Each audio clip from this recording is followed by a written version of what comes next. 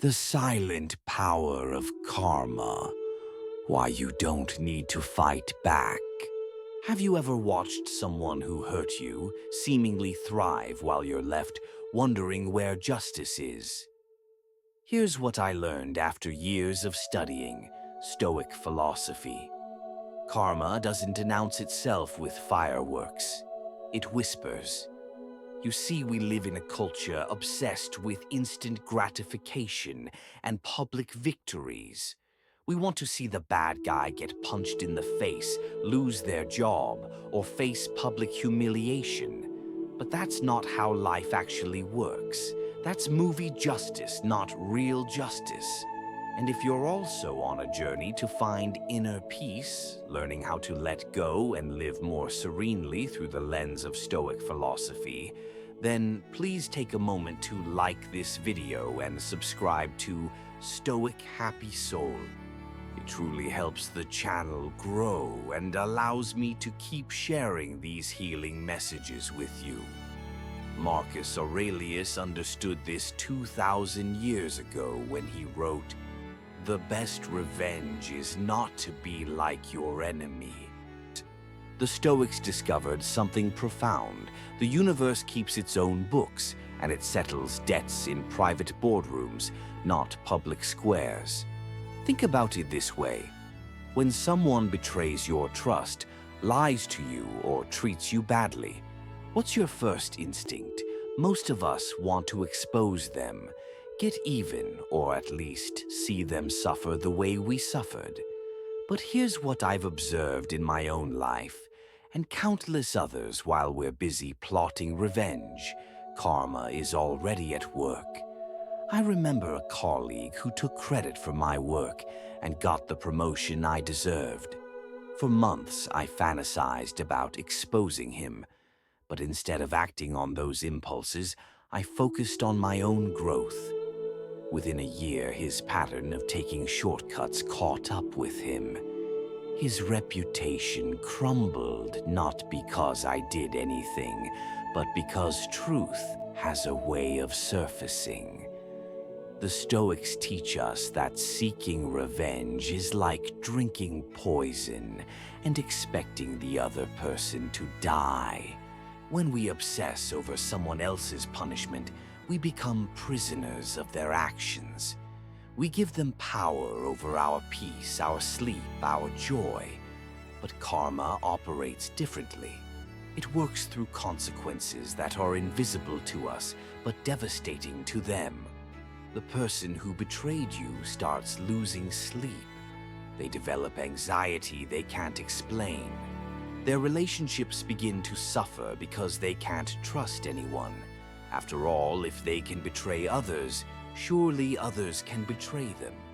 Epictetus said, "No one can hurt you without your permission."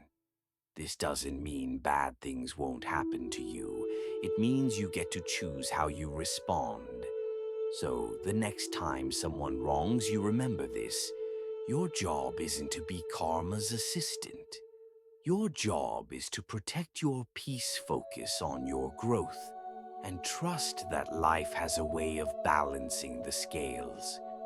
The strongest response isn't revenge.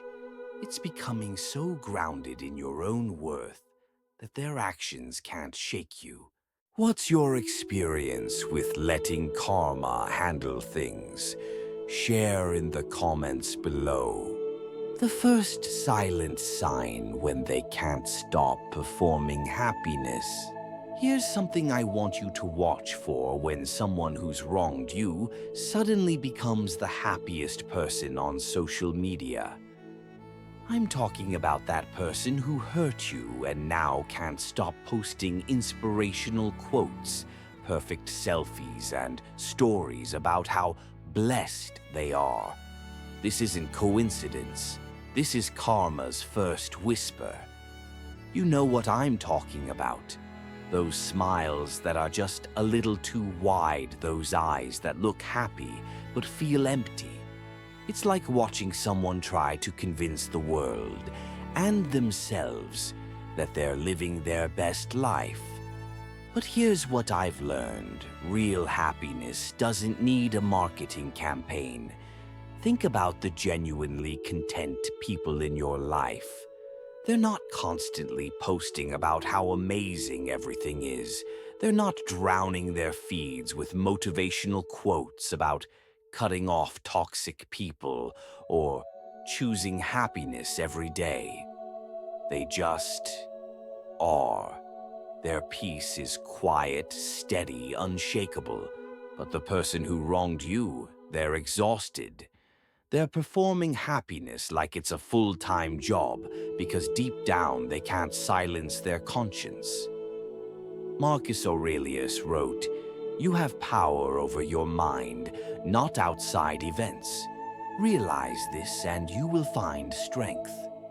The problem is they're trying to control the outside narrative instead of facing their inner turmoil.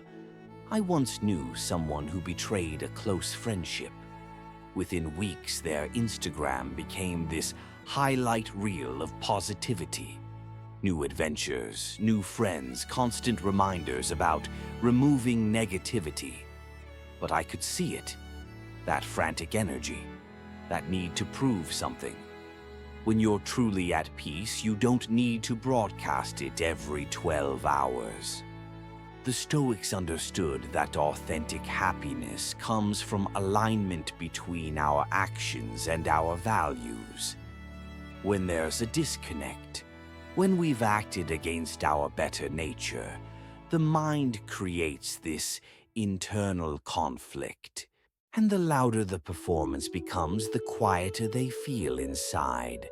So when you see this happening, don't feel angry or vindicated. Feel compassion. Because living in that constant state of performance is its own prison. Meanwhile, focus on your own genuine peace, the kind that doesn't need an audience. Remember, authentic happiness whispers, but fake happiness has to shout to be heard. The second silent sign when life quietly takes everything back. Here's how karma really works. It doesn't strike like lightning. It works like water wearing down stone. The person who wronged you won't lose everything overnight in some dramatic fashion. Instead, life starts taking back what they never truly appreciated, piece by piece, so quietly they don't even notice until it's too late. I want you to picture this: someone who betrayed your trust, who stepped on others to get ahead, who treated relationships like disposable items. At first, they seem untouchable. But then, if you pay attention, you'll start noticing the cracks. First, it's the small things. That friend who used to text back immediately. Now they take days to respond. That colleague who used to grab lunch with them, suddenly too busy. That promotion they were sure they'd get. It goes to someone else. Each incident seems unrelated, but they're not. They're connected by an invisible thread. Seneca wrote, "Every new beginning comes from some other beginning's end." The problem is when you've spent your energy taking instead of giving, when you've prioritized winning over connecting, you unknowingly plant the seeds of your own isolation. Here's what I've observed. People can sense authenticity even when they can't articulate it. When someone consistently chooses their own benefit over genuine connection, others start feeling it. Not consciously at first, but energetically. Trust becomes thin, invitations become rare, opportunities start flowing elsewhere. I once watched this happen to someone in my professional circle. They were brilliant at networking, always working the room, always positioning themselves advantageously, but they never showed up when others needed support. Over time, people stopped reaching out. Not out of malice, but because they unconsciously knew this person wasn't really there for them. The Stoics teach us that everything we have, Relationships, opportunities, even our character, requires constant cultivation. Marcus Aurelius reminded us that loss is nothing else but change, and change is nature's delight. When we neglect what matters most in pursuit of what seems immediate, nature has a way of rebalancing things. So, while you're building authentic relationships and focusing on genuine growth, remember this: the person who hurt you is slowly losing access to the very things they thought they could take for granted. Not through your action, but through the natural consequence of their choices. Trust the process. Karma doesn't need your help. It just needs time. The third silent sign when you become their mental prison. Here's one of the strangest ways karma works. The person who wronged you can't stop thinking about you. Even though you've moved on, even though you're no longer in their life, you've become their most frequent mental visitor. And the beautiful irony, they did this to themselves. You know those cryptic social media posts that seem oddly specific? Some people will never understand loyalty. Fake friends reveal themselves eventually. Trust is earned, not given. Sound familiar? Here's what's really happening. They're having a conversation with you in public, but you're not even listening. When someone betrays trust or hurts others, they create what I call mental karma. Their conscience becomes a prosecutor that never rests. Every quiet moment becomes an opportunity for regret to visit.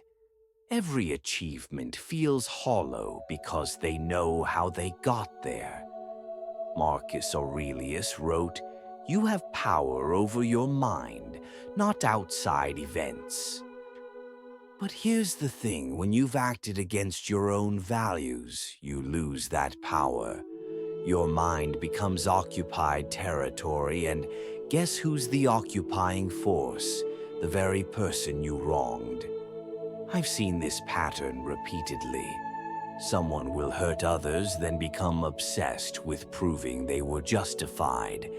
They'll bring up old situations in conversations with mutual friends, always fishing for validation. They'll post quotes that sound philosophical, but are really just attempts to rewrite history in their favor.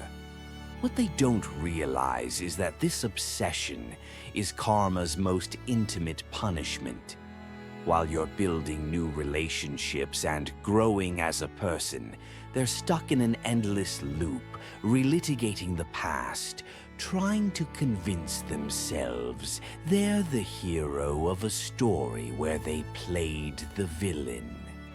Epictetus taught that wealth consists in not having great possessions, but in having few wants.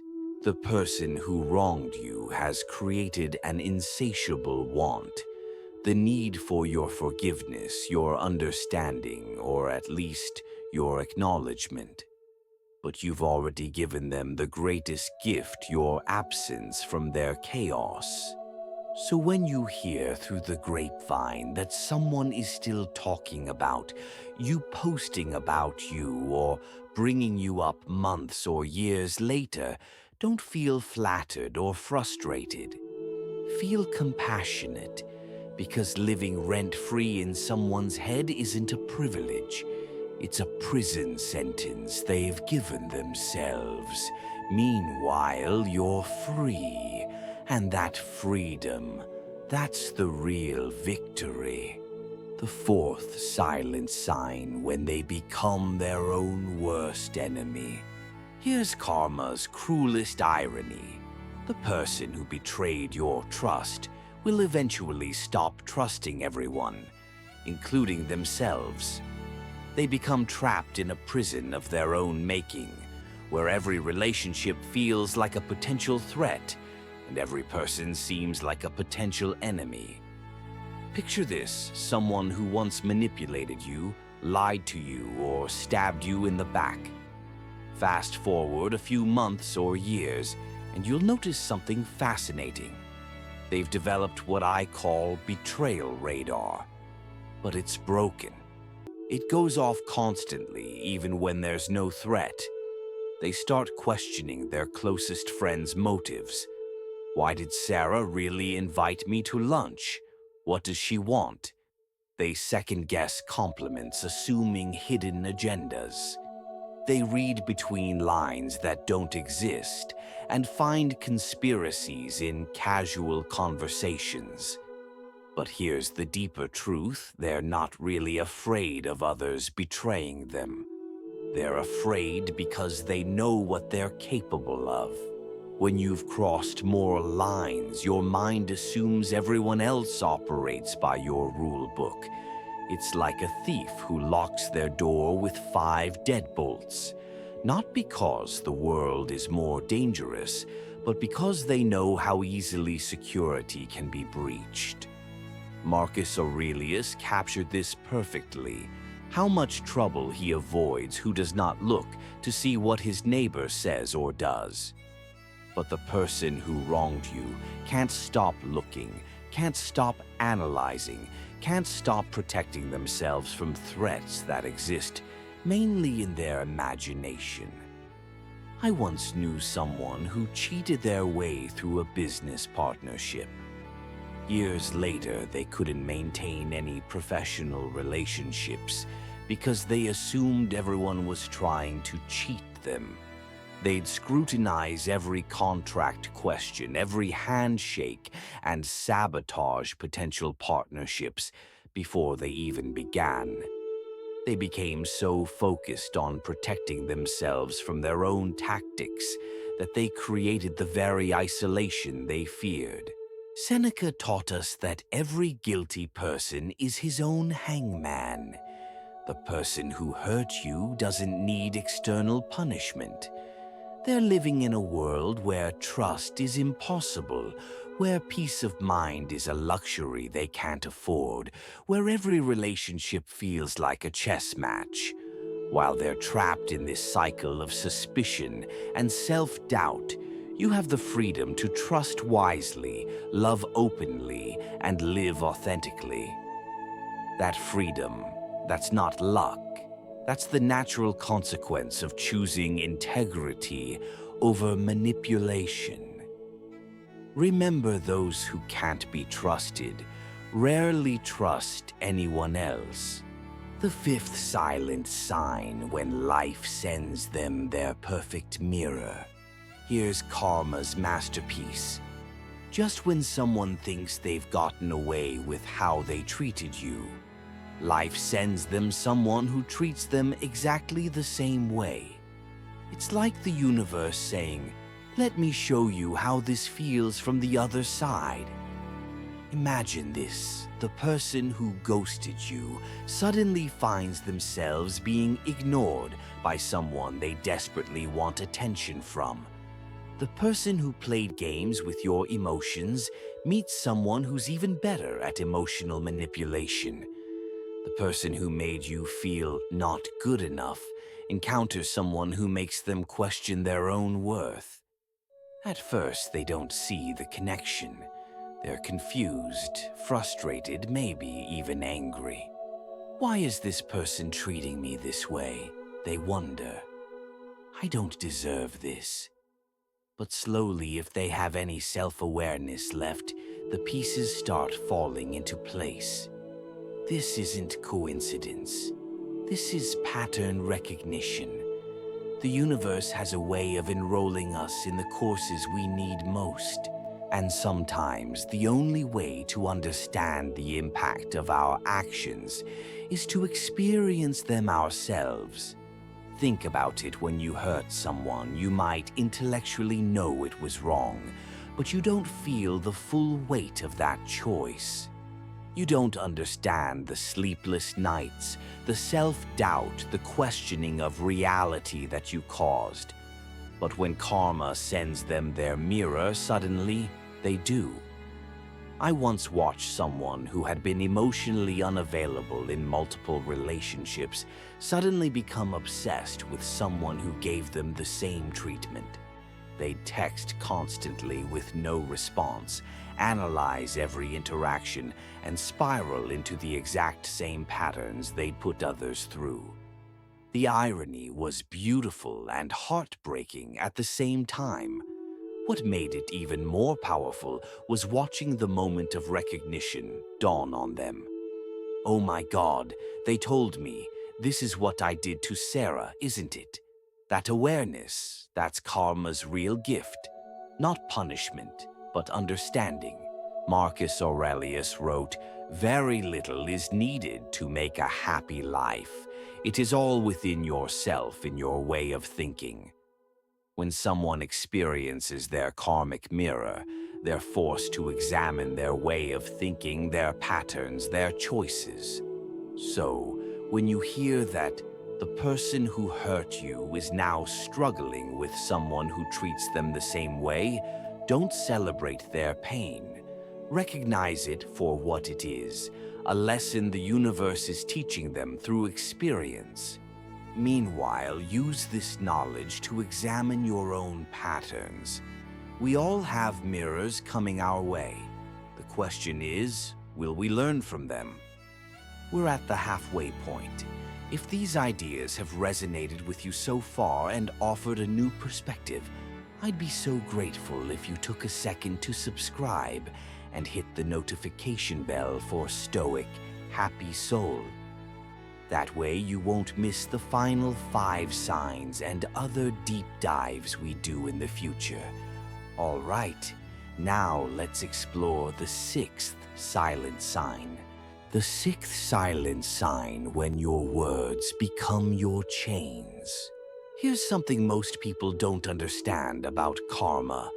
Words are energy, and energy never disappears. It just changes form. That person who couldn't stop talking badly about you, they're about to discover that every word they spoke created ripples that are now coming back to shore. Think about this: when someone gossips about you, spreads rumors, or talks behind your back, what are they really doing? They're sending their energy out into the world. And here's what I've learned from studying both ancient wisdom and modern energy principles. The universe doesn't judge the content of your words. It only responds to the frequency you're broadcasting. When you speak with malice, jealousy, or resentment, you're literally lowering your own vibration. You become a magnet for the same energy you're putting out. It's like spiritual gravity. What goes up must come down. So that person who couldn't resist spreading stories about your personal life, now they're hearing whispers about themselves at the office. The one who questioned your character to mutual friends. Suddenly, people are questioning theirs. They're experiencing that awful feeling of walking into a room and sensing that people were just talking about them. But here's the deeper principle: they didn't just hurt you with their words. They programmed the universe to treat them the same way. Every time they chose gossip over grace, criticism over compassion, they were essentially placing an order with life itself. Marcus Aurelius understood this when he wrote, "Whenever you want to cheer yourself, consider the good qualities of your companions." The inverse is also true. When you focus on others' flaws, you attract people who will focus on yours. I once knew someone who made it their hobby to analyze and criticize everyone around them.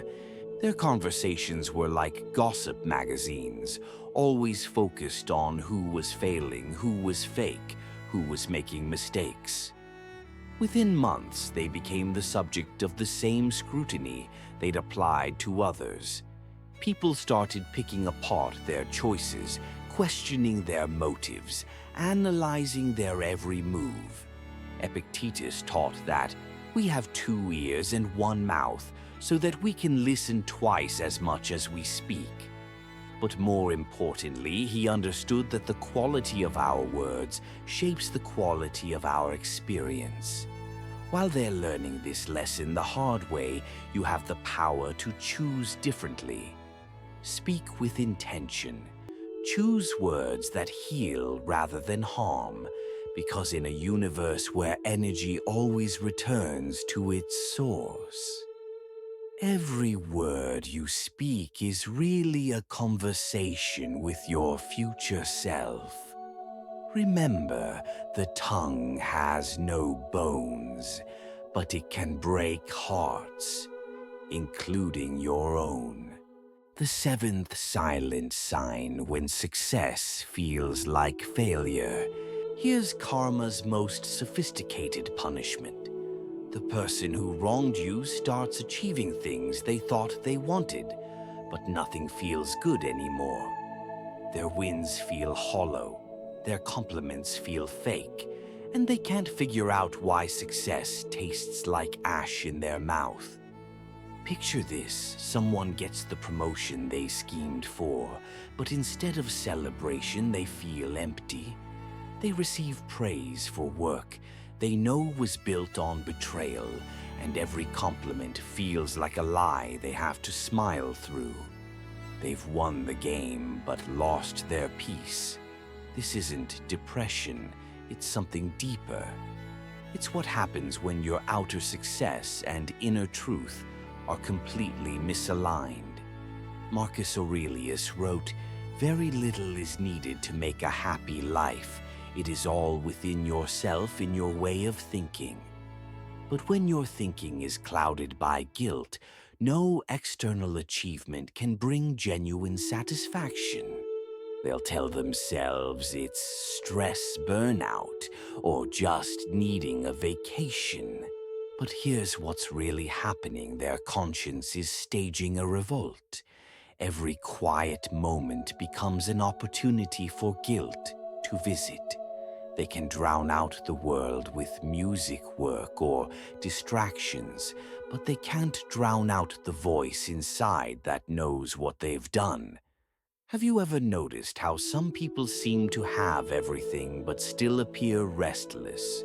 They're constantly moving, constantly busy, constantly seeking the next thing. That's not ambition, that's avoidance. They're running from their own thoughts. I once knew someone who built their career on taking credit for others' work. They climbed the ladder quickly, earned recognition, made great money. But I watched them become increasingly anxious, irritable, and restless. They'd snap at people for no reason, then couldn't explain why. They'd achieve a goal and immediately need another one, because sitting still with their success meant sitting still with their methods. Seneca taught that every new beginning comes from some other beginning's end. But when your new beginning is built on someone else's ending, their trust, their opportunity, their peace, you carry that ending with you forever. The soul keeps receipts that the mind tries to forget. While they're discovering that hollow victories are no victories at all, you have the opportunity to build something real. Success that comes from integrity doesn't need to be defended, explained, or justified. It doesn't create anxiety because there's nothing to hide. Remember, you can't outrun your conscience, and you can't outachieve your guilt. The only real success is the kind you can enjoy in complete silence. The 8th silent sign when their carefully built image crumbles. Here's something I've learned about reputation. You can't build a lasting legacy on borrowed trust. That person who wronged you might have maintained their image for a while, but here's karma's slow burn. Truth has a way of surfacing, And when it does, everything they've built starts cracking from the foundation up. Think about reputation like a house. When it's built on solid ground, honesty, integrity, genuine care for others, it can weather any storm. But when it's built on lies, manipulation, and broken promises, it might look impressive from the outside, but the foundation is already compromised. The fascinating thing is how this collapse happens. It's not dramatic. Nobody stands up and announces, "This person is fake." Instead, it's a gradual shift in energy. People start paying closer attention. They begin connecting dots they hadn't noticed before. Comments that once seemed clever now sound calculating. Actions that appeared confident now feel manipulative. You know what I'm talking about. That moment when you realize someone's charm has an agenda behind it. Once people see it, they can't unsee it. The benefit of the doubt, gone. The automatic support, vanished. The invitations and opportunities that once flowed freely, they start drying up. Marcus Aurelius understood this perfectly when he wrote, "The best way to avenge yourself is to not be like your enemy." While you've been focusing on becoming better, they've been focused on appearing better. And appearance without substance has an expiration date. I watched this happen to someone in my industry who built their career on taking others' ideas and presenting them as their own. For years, people admired their creativity and innovation. But eventually, patterns emerged. People started sharing stories, comparing experiences. The house of cards didn't collapse overnight. It swayed for months before finally falling. What struck me most was how the same people who once sought their advice started avoiding their calls. Respect didn't turn into hatred.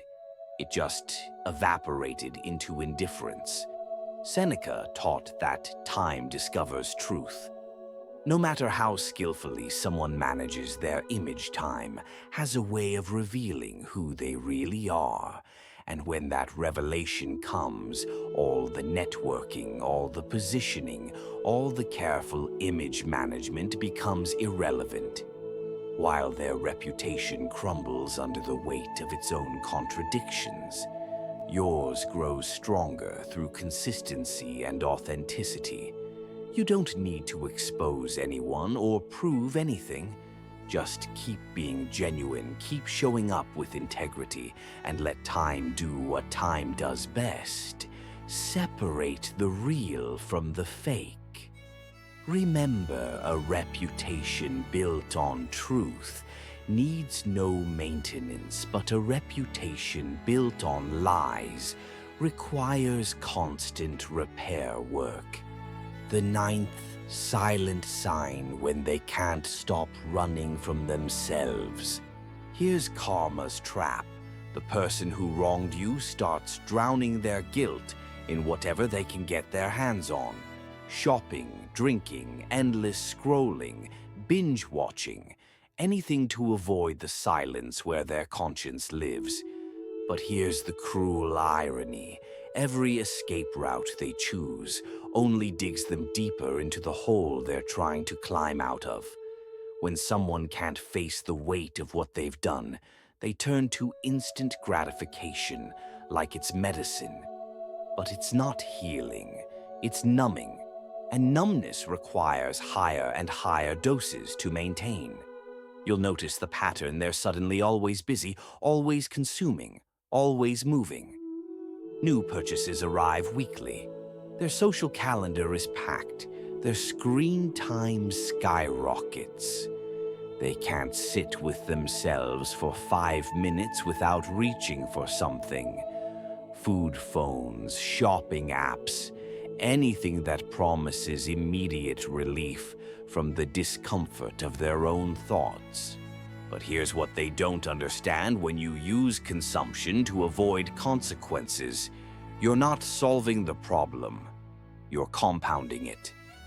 Every purchase made to feel better about betraying someone creates financial stress.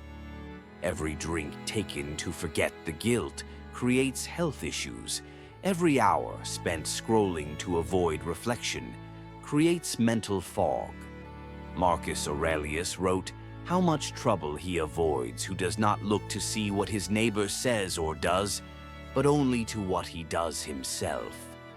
But they flipped this wisdom upside down. Instead of looking inward to heal, they're looking everywhere else to hide. Think about it. When was the last time you needed constant distraction? Probably when you were avoiding something difficult. Now imagine living that way every day because your conscience won't let you rest. I once knew someone who betrayed a business partner and suddenly became obsessed with expensive hobbies. New car, new clothes, expensive dinners every night. They joke about their retail therapy, but I could see what was really happening. They were trying to buy their way back to feeling good about themselves. 6 months later, they were in debt and still felt terrible. Epictetus taught that wealth consists in not having great possessions, but in having few wants. But when you're running from guilt, you develop infinite wants because nothing external can fill an internal void. While they're trapped in this cycle of consumption and regret, you have the freedom to find peace in simplicity. You don't need to buy happiness because you're building it from the inside out. You don't need to escape your thoughts because they're not haunted by guilt. Remember, those who are at peace with themselves need very little. Those who aren't at peace need everything, and it's still not enough. The 10th silent sign when nothing feels real anymore. Here's karma's final lesson. The person who wronged you might have everything they thought they wanted, but they've lost the one thing that makes it all worthwhile. The ability to truly feel good about any of it. Success without soul satisfaction is just expensive emptiness. Picture this: someone has the career, the recognition, maybe even the relationship they schemed to get. From the outside, their life looks perfect. But here's what no one sees. They wake up every morning with a heaviness they can't explain. They achieve milestones that feel meaningless.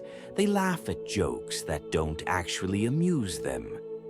This is karma's most profound punishment, the complete disconnection from authentic joy. When you build your life on betrayal, manipulation, or lies, you lose access to genuine happiness. Every good moment feels tainted because deep down, you know how you got there. They might cry at night and not understand why. They might feel successful, but never satisfied. It's like being hungry, but finding that nothing tastes good anymore. The soul has its own appetite, and it can only be fed by truth, integrity, and genuine connection. Marcus Aurelius wrote, "Very little is needed to make a happy life. It is all within yourself, in your way of thinking." But when your thinking is clouded by unresolved guilt, when your foundation is built on other people's pain, happiness becomes impossible to access authentically. Here's what they're learning the hard way: you can't cheat your way to genuine contentment. You can't manipulate your way to inner peace. You can't lie your way to lasting joy. These things only come through alignment between your actions and your values. I've watched successful people who seem to have it all break down in private moments, confessing that nothing felt real anymore.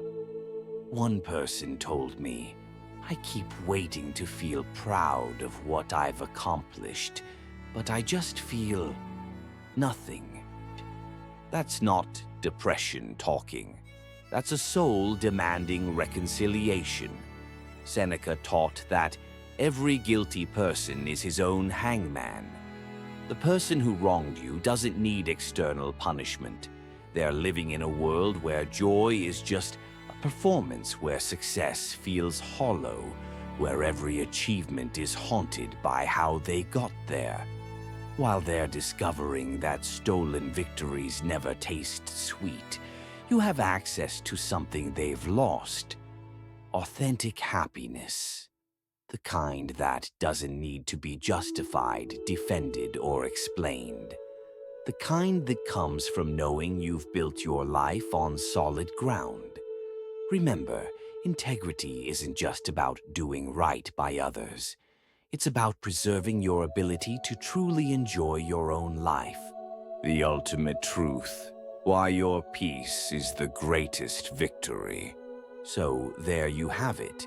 10 silent signs that karma is already at work in someone's life. But here's what I want you to remember: you didn't cause any of this.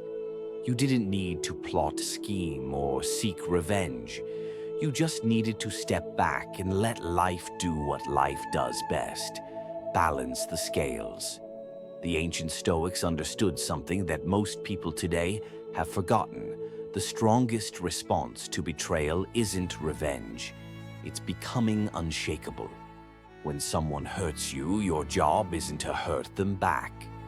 Your job is to become so grounded in your own worth, so stable in your own peace, that their actions can't disturb your inner calm. Think about it this way: while they're trapped in cycles of fake happiness, gradual loss, mental obsession, and all the other signs we've discussed, what are you doing? You're growing. You're healing. You're building authentic relationships with people who value integrity. You're creating a life that doesn't need to be defended because it's built on truth. Marcus Aurelius wrote, "The best revenge is not to be like your enemy." When you choose growth over grudges, peace over payback, you're not just avoiding their level. You're ascending to a completely different plane of existence.